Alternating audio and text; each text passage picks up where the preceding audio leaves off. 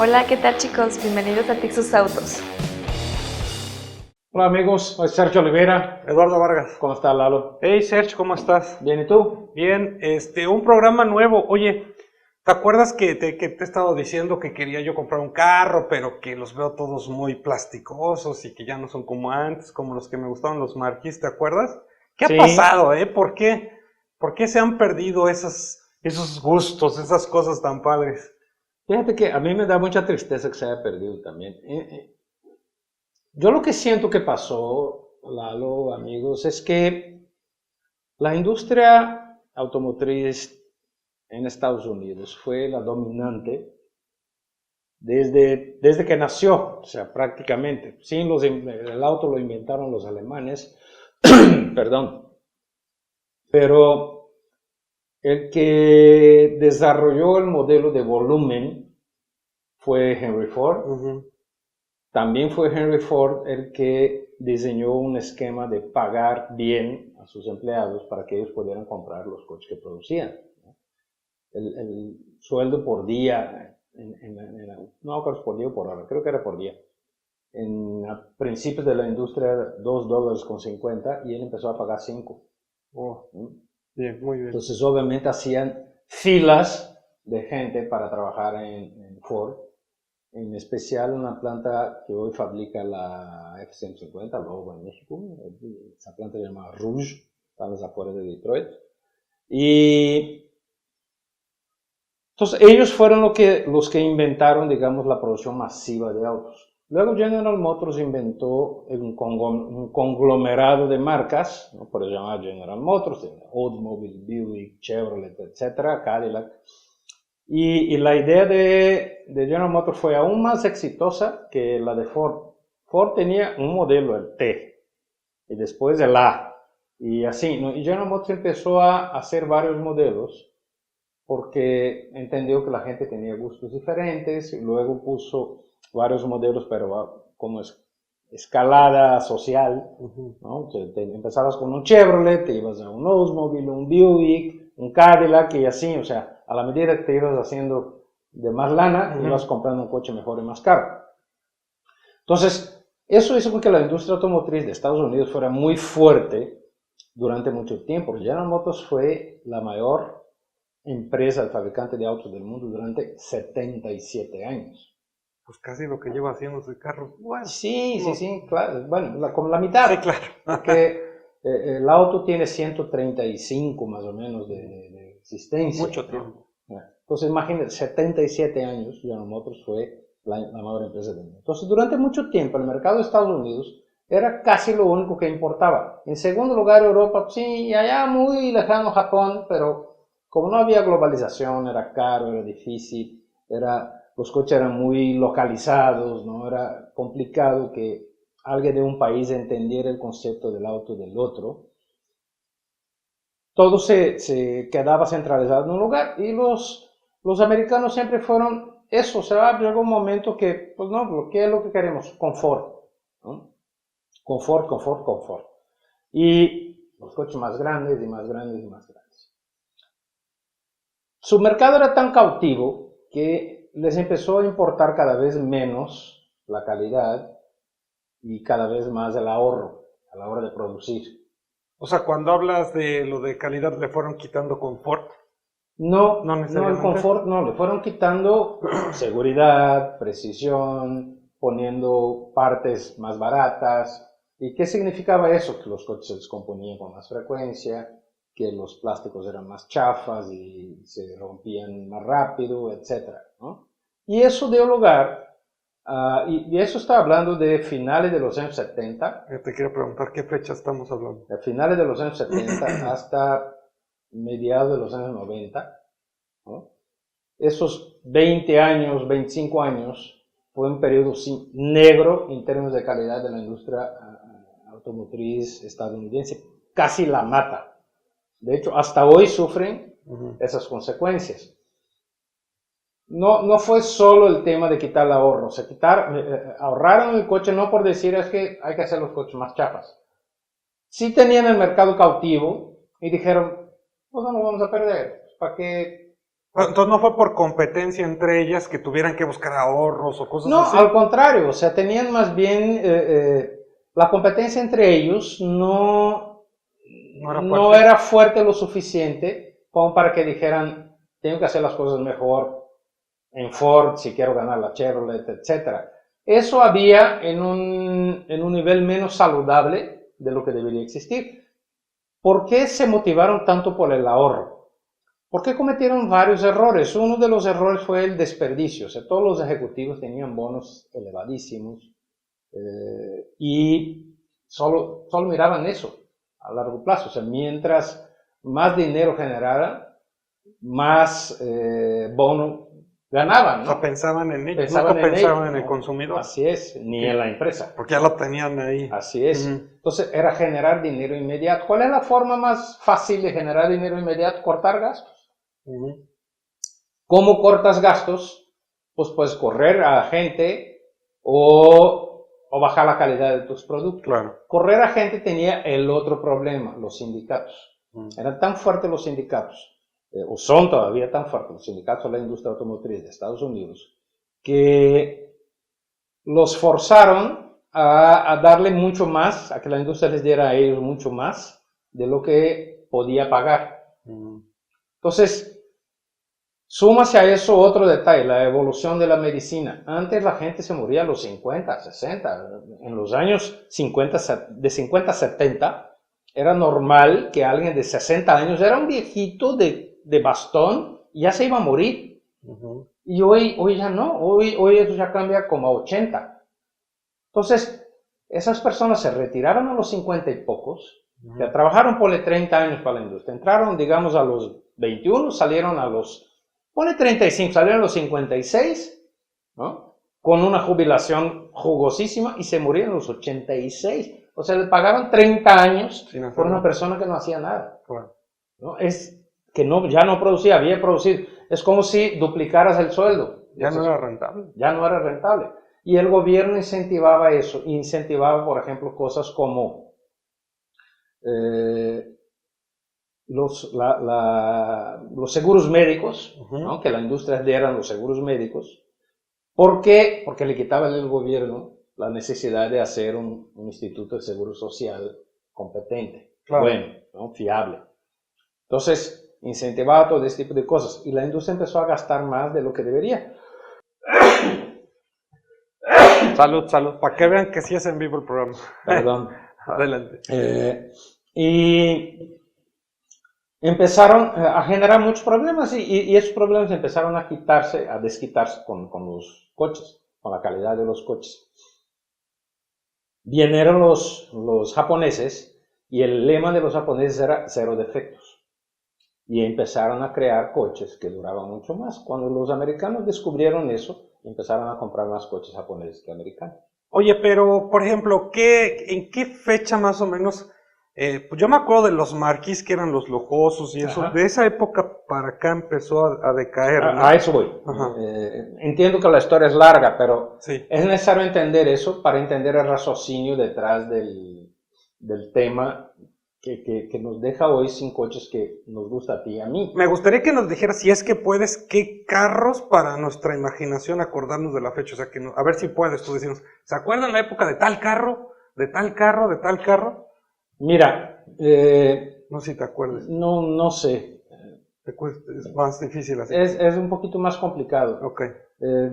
Me acuerdo por fechas más que por coches, ¿no?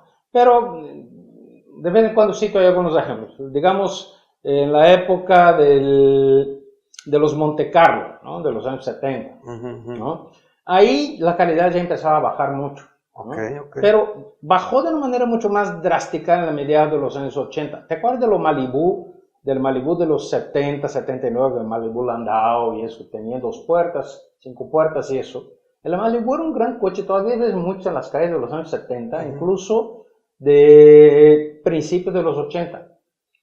Pero el Malibu dejó de ser un buen coche a la mitad de los años 80. Fue justo cuando la gente empezó a comprar más los coches japoneses. Ahí empezaron a comprar más Accords y Camrys, sobre todo, ¿no? Y eso fue un problema porque Cuando la industria automotriz estadounidense empezó a decir, oye, ya no nos compran coches a nosotros, ya están comprando los japoneses, ¿por qué?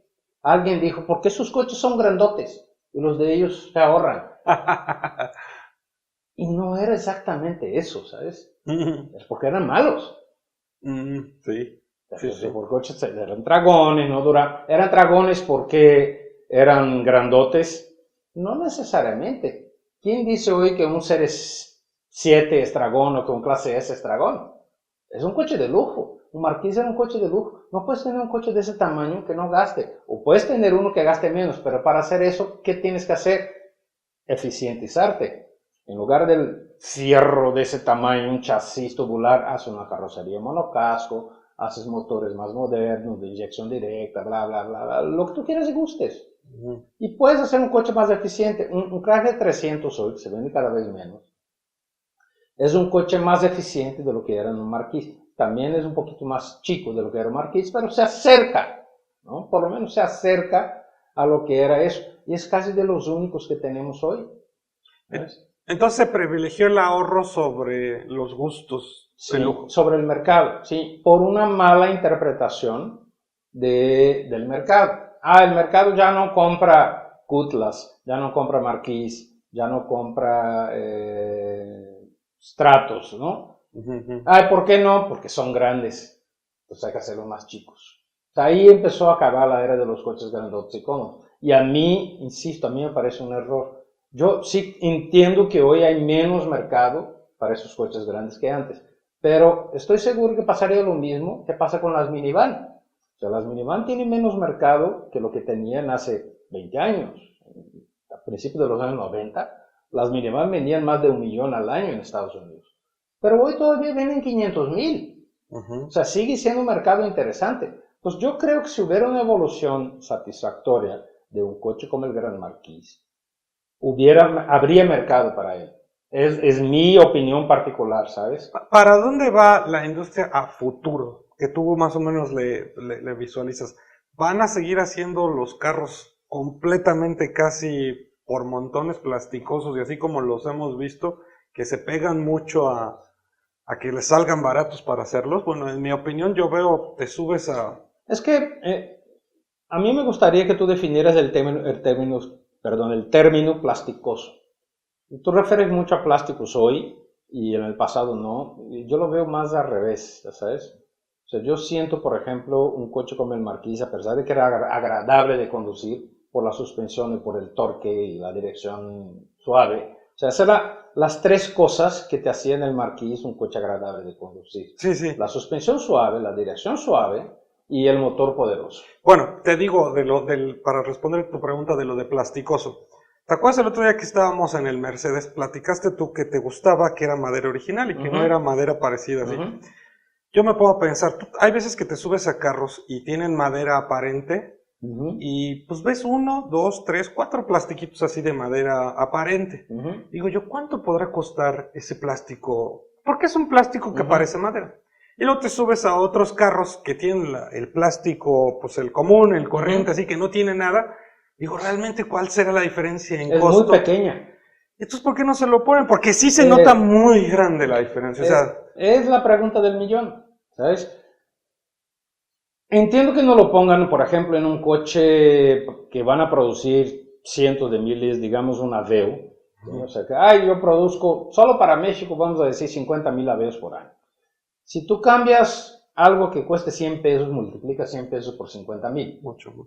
¿Sí? Y la gente va a pagar, porque tú sabes también que los 50 pesos no los puedes traducir directamente como, me costó 50, te vendo en 50. No, o sea, toda la cadena implica, ¿no? Un gasto, poner un proceso más, bla, bla, bla, o sea, entonces tendrías que a lo mejor vender en 200. Y un coche que cuesta 150,000 pesos, la gente no paga 200 pesos más. Es increíble. Suena absurdo, pero es la realidad, ¿sabes? La gente no paga 200 pesos más o 500 pesos más. No, cuesta, ya no.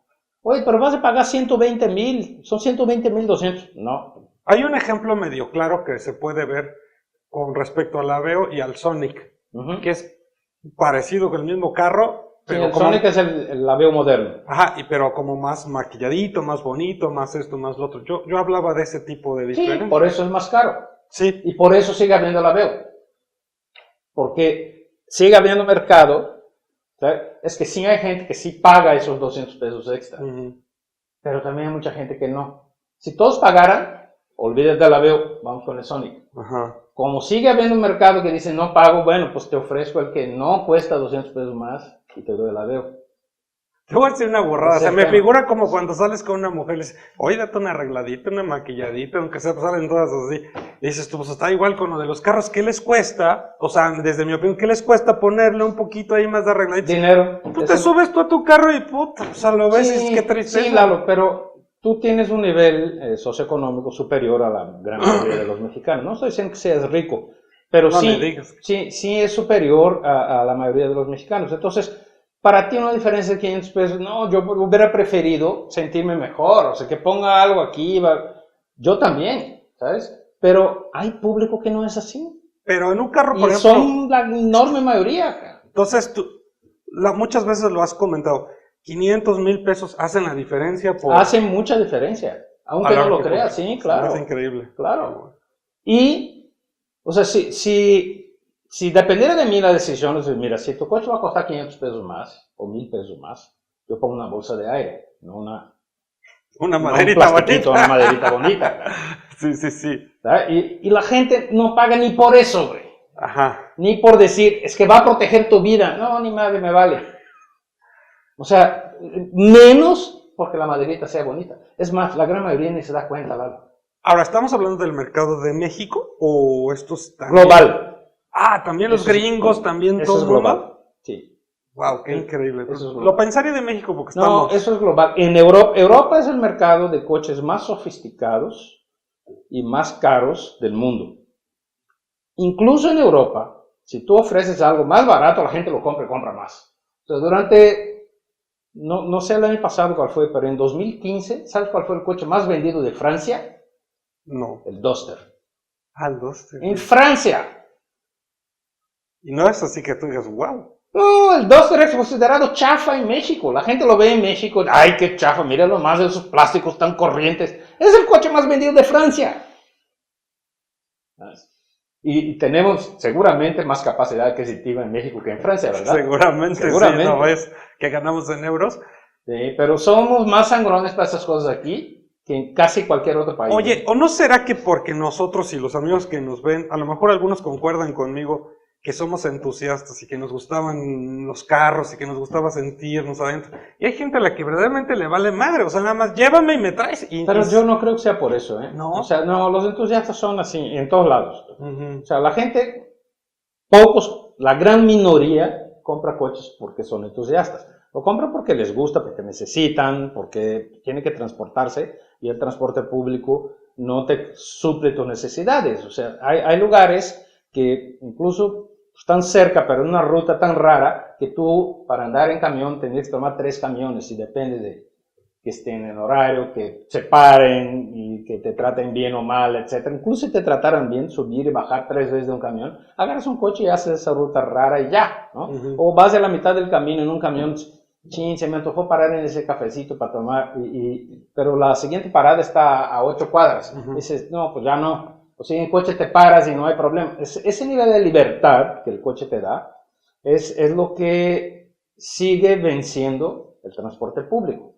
Y obviamente estamos desviándonos otra vez del tema. Entonces, concluyendo tu cosa, o sea, el problema es lana, el problema es precio, ¿sabes?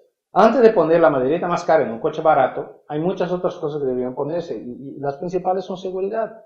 Y las segundas ya no son seguridad, ya son lo que busca el mercado.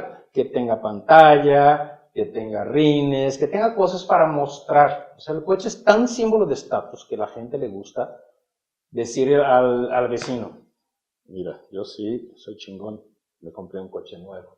Uh-huh. O sea, el coche nuevo es un símbolo de... aún sea un Aveo, es un símbolo de estatus fuerte. Y la gente lo ve de esa manera. Entonces, mi conclusión con relación a los coches gringos grandotes o americanos grandotes, para los que se ofenden con el término gringo, ¿no? o estadounidenses para ser más precisos, que luego van a decir, nosotros también somos americanos. Es verdad, también somos americanos. Yo creo que fue una mala interpretación de la reacción del mercado y por eso decidieron ya no hacer los coches grandes. Entonces, los grandes de hoy ya no son tan eficientes. Los mayores en Estados Unidos son Taurus, son Impala y el 300 vende cada vez menos, es el único que se vende en el mercado. El Charger también aquí es el único que se vende en el mercado, pero quedó casi como un coche de nicho. O sea, si tú pudieras ofrecer aquí el Taurus, el nombre está súper quemado. Ford de Estados Unidos no quiere traerlo con otro nombre. O sea, Ford México lo quería traer con otro nombre y Estados Unidos no lo permitió, ¿no? El Impala, Estados Unidos cree que no hay mercado, porque, General Motors México cree que no hay mercado, porque las últimas ventas del Impala en México eran muy malas. De nuevo, me parece que es una mala interpretación del mercado. El Impala hoy es un gran coche. El último Impala que tuvimos era una porquería de coche. ¿Sabes? Entonces, yo no creo, en resumen, que el problema sea que la gente ya no quiera coches grandes. Porque la gente nunca son coches malos. ¿Sí? Pero hay una mala interpretación en la industria. Yo creo que sí pudiera haber lugar de nicho, sí. O sea, no se va a vender lo mismo que antes. Pero haz un coche grande, bueno, cómodo, agradable, y ahí está. ¿El Marquis era un buen coche? No. El Marquis era un mal coche. El Marquis era un mal coche agradabilísimo de manejar. Sí. ¿Sabes? ¿Por qué era malo? Porque era inestable, era dragón, tenía poco espacio. O sea, curiosamente el Marquis era un coche de poco espacio. O sea, tú te sientas en un Honda Accord y tienes más espacio para piernas que en un Gran Marquis. Es increíble, o sea, lo ves y no lo crees, pero es la realidad. Sin embargo, quedó en la época con que comparabas el Marquis con un bocho. Oh, no, pues sí, tiene todo el espacio del mundo, ¿no? Entonces, yo también lamento que no existan. Serge, bueno, ya nos comimos el tiempo. Gracias. Nos vemos, amigos. Adiós. Bye. ¿Qué tal, amigos? Si les gustó el video, denle like, comparte y suscríbanse. Entra a tixus.com, ya que somos el portal de anuncios más completo. Además de que todos nuestros anuncios se publican en 24 países y en 8 idiomas diferentes. Publicar es muy fácil. Primero escoges tu país. Presionas publicar, te pedirá un inicio de sesión con tu cuenta de Facebook, Google+, o una cuenta de Tixus. Rellenas los espacios que te pide y listo, tu anuncio será visto por millones de personas. Y lo mejor es que es totalmente gratis. Pero aquí no termina. Si no estás interesado en vender y lo que quieres es comprar, Tixus te ayuda a encontrar lo que necesitas. Al poner alguna palabra clave, nuestro buscador te dará varias opciones para facilitar tu búsqueda y ya solo queda ponerse en contacto con tu vendedor.